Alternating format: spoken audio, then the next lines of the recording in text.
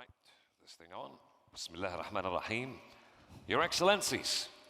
Distinguished guests of ladies and gentlemen. May the peace and mercy of Allah be upon you all, and welcome to this beautiful, promising day, promised by your attendance. To be very honest, we were a little bit anxious and afraid, but as soon as we heard those applauses, we feel a lot more better. Please welcome, this is my lovely co-host, Raya. And my co-host, Yusuf. Good morning. Good morning to you too, Raya.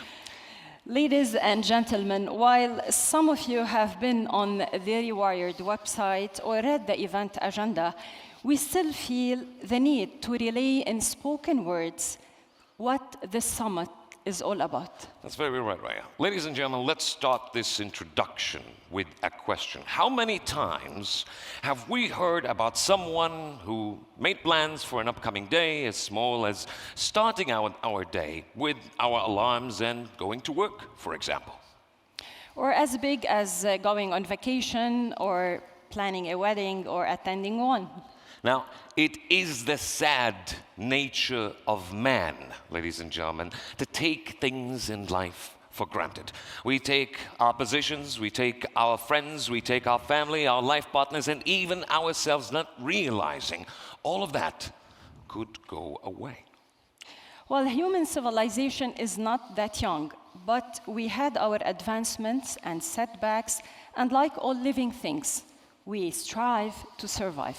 However, the one element that ensures the continuation of civilization is education, ladies and gentlemen. Now, truth is, COVID hit the pause button for education globally, and even now, there are individuals and even countries that are behind.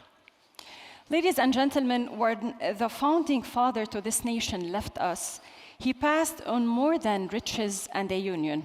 What he passed on, our founding father, Sheikh Zayed, is that a belief that youth and people are the greatest asset to a nation and to the planet at the same time.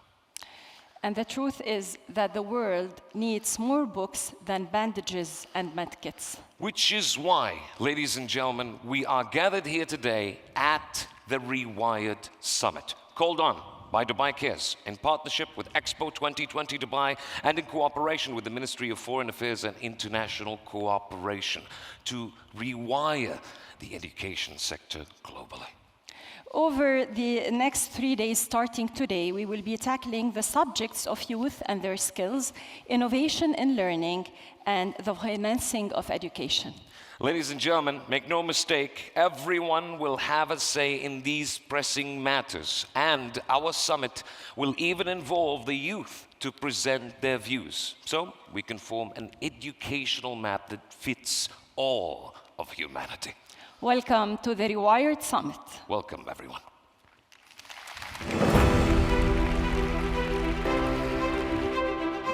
There are few more fundamental responsibilities than ensuring that each new generation is blessed with the lessons of the past and the greatest possible opportunities of the future. How can we better use what we know to change how we learn? We are fortunate that the transformation of education was underway even before the pandemic struck, but we're not moving fast enough. Now, education reform and innovation is more than a necessity, it is actually a priority.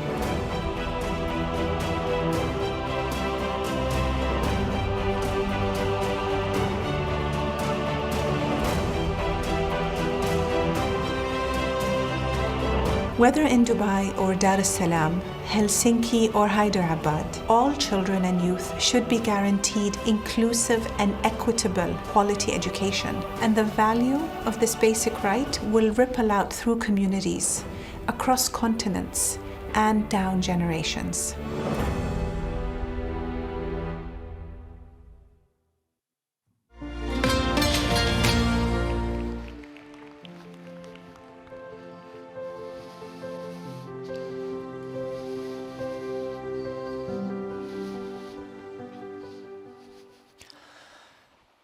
And now, ladies and gentlemen, allow us to call on our first speaker to deliver her opening remarks. Ladies and gentlemen, Please welcome Her Excellency Reem Hashimi, Minister of State for International Cooperation of the United Arab Emirates and Managing Director for Expo 2020 Dubai.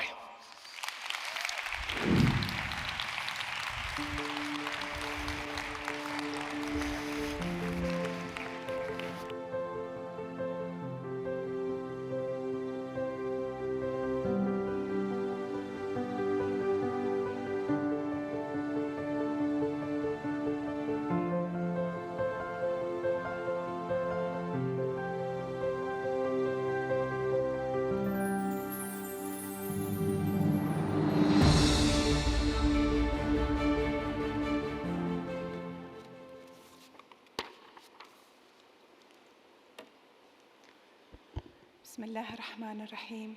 Your Excellencies, distinguished guests, ladies and gentlemen, welcome to the inaugural RewirEd Global Education Summit here at Expo 2020 Dubai. The principle of quality education for all is one that resonates ceaselessly with the values and vision of the United Arab Emirates, its leadership and its people. A non-negotiable tenet that can be traced back to the foundation of this very nation, and one that has only grown more central in the half-century since. On the occasion of our Golden Jubilee, and on our hosting of a World Exposition for 192 nations, it therefore feels appropriate that we offer this groundbreaking global platform for the rewiring of education. An opportunity to rekindle creativity and exchange fresh and valuable perspectives, to engage critical stakeholders from every level of society, and to galvanize action that will reshape the way we harness and challenge our knowledge today in order to best prepare for tomorrow.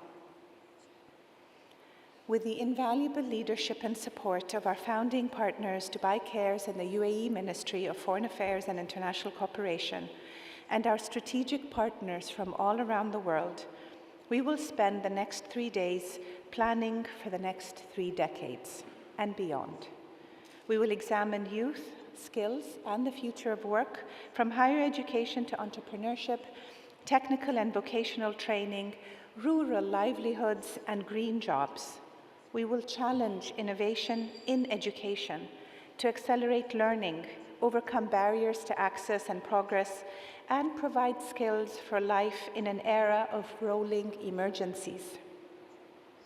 And we will ask questions of education financing, which can and must do more to unlock the potential of women and girls, to drive digital connectivity and inclusion, and to mainstream investment in the one thing we cannot afford to neglect, and that is our future. We will do so at a juncture in history at which we know that our traditional systems of education must evolve urgently if they are to withstand the rigors and meet the potential of the 21st century. Today marks the beginning of the Knowledge and Learning Week here at Expo, during which 115 nations will showcase content and programming exploring how together we might navigate a path to the more successful creation, preservation, and transfer of knowledge, from intangible and tangible heritage to the flourishing of the creative industries to the building of the knowledge economies that will illuminate the landscape of tomorrow. Ladies and gentlemen,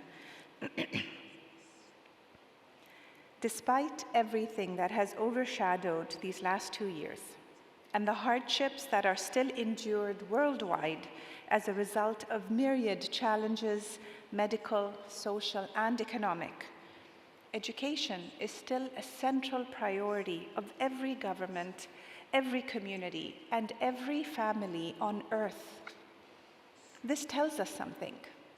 It inspires us to action, and it impels us to deliver concrete outcomes, a legacy manifested in commitments and key findings that will inform the next round of reflection and revision, and the next after that. Use the next 3 days to build and deliver upon that legacy. Imagine the possibilities if we take all that we have learned and put it in the service of the wonders we have yet to discover. We would truly be successful. Thank you all very much for your time and attention and for being with us here this morning.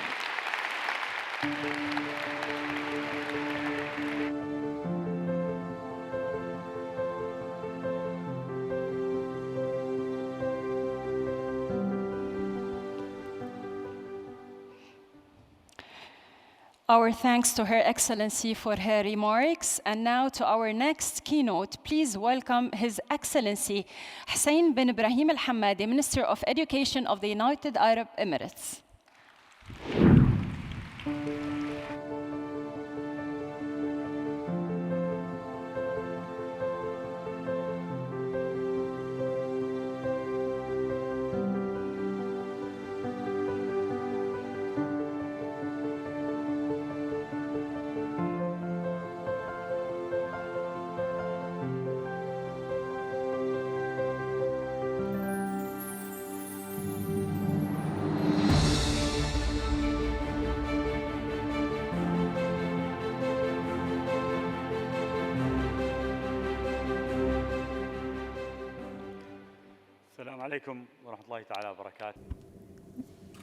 Peace be upon you all.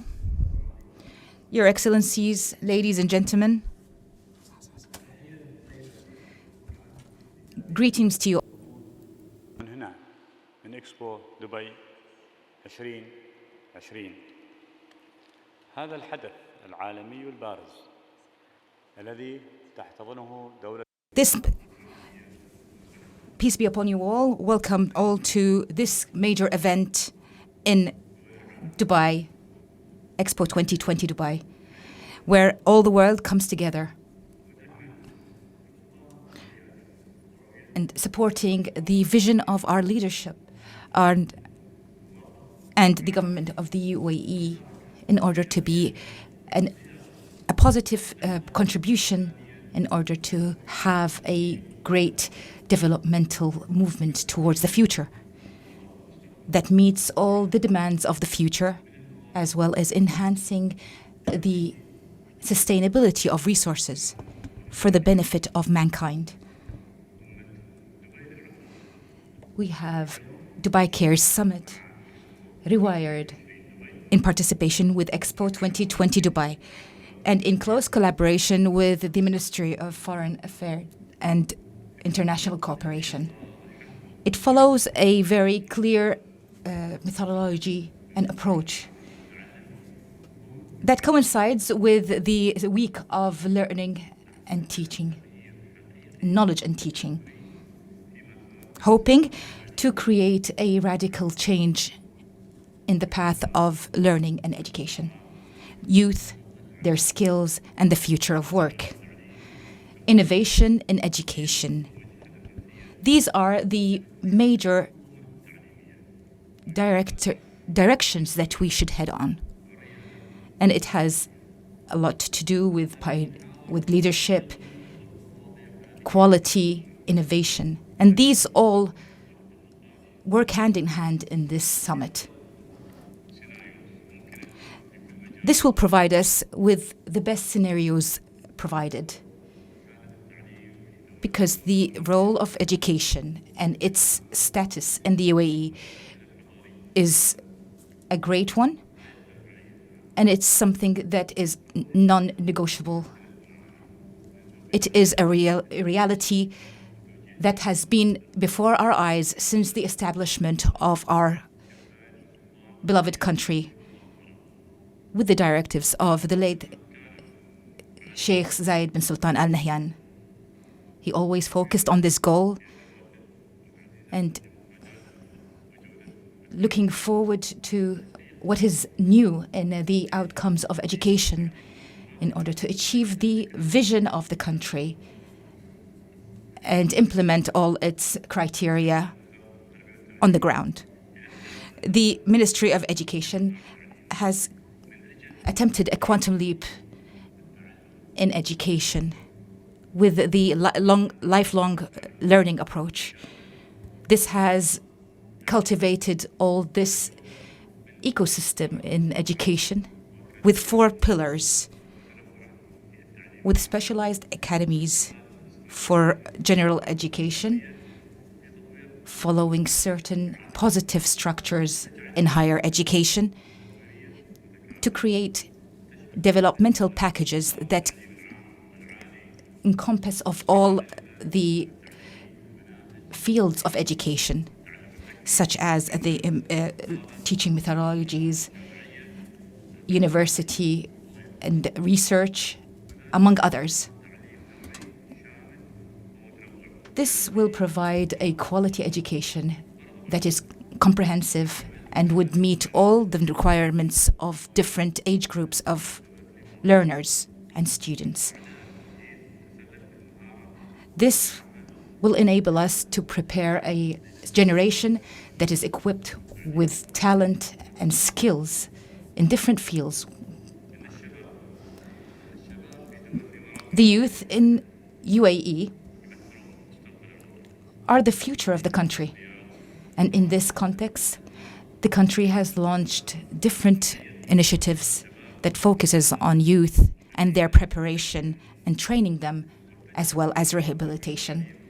The Ministry of Education has also followed in this path and created new developed paths of education for vocation and other specialized academies, focusing on early childhood as well as long life learning.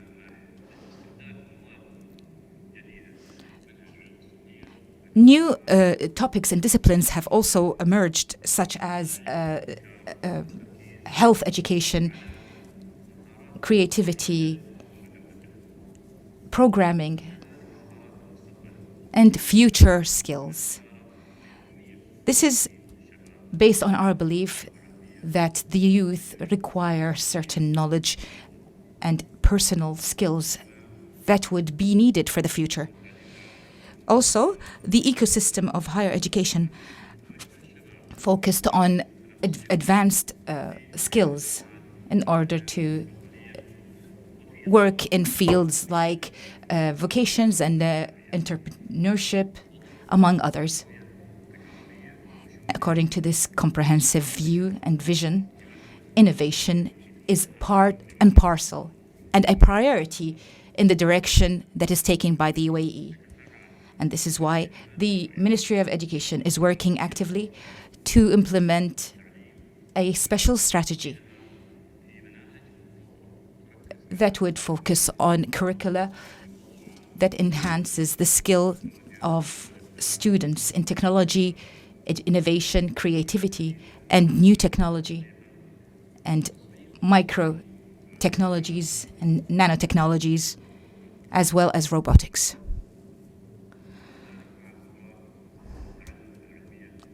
These will also be linked to other scientific and academic fields that should be taught to these students, and also scientific research implementations, such as the Agricultural Sciences Academy and Creative Sciences, as well as implementation and applied academies. All these fields are provided by the UAE and is available for collaboration between different countries in the world. We welcome other students from all around the world. We want to cultivate a shared vision to enhance communication and to reimagine the educational scene. Also, to be prepared for what comes after the pandemic. This will be also enhanced and enabled by the partnership between the private and public sectors. In addition to this, we have to provide the youth with all they need of skills and invest the best way possible in the technology of education, which has proven to be highly adequate and useful during the pandemic. This puts us all on the path of achieving equality in acquiring education. This means that education will be offered to all with a reasonable cost,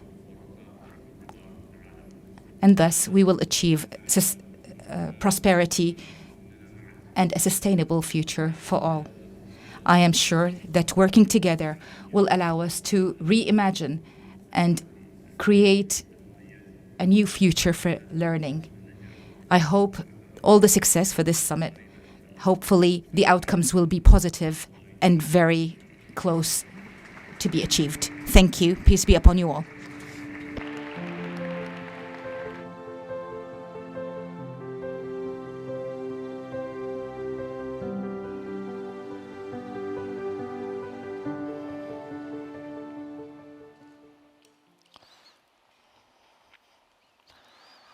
Our thanks to His Excellency for this keynote. Ladies and gentlemen, our upcoming keynote will be relayed to us by His Excellency David Singh, Minister of Basic and Senior Secondary Education and Chief Innovation Officer for the Directorate of Science, Technology and Innovation in Sierra Leone and Chair of the Global Education Monitoring Report.